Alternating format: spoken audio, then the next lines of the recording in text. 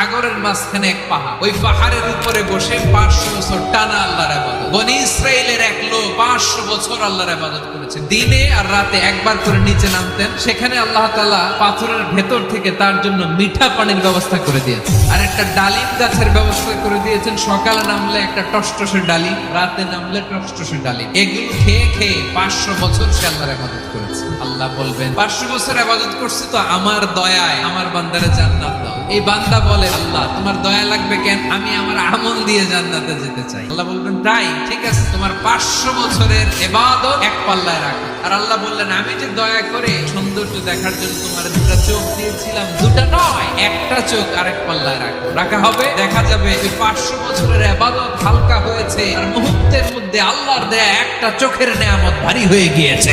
এবার ফলাফল দেখো, হিসাব বলে তুমি এখন জাহান্নামে যাবা, যাও এবার জাহান্নামে যাও। এবার লোকটা কাচুমাচু করে বলে, আল্লাহ তোমার দয়া ছাড়া দুনিয়ায় কেউ জান্নাতে যেতে পারবে না।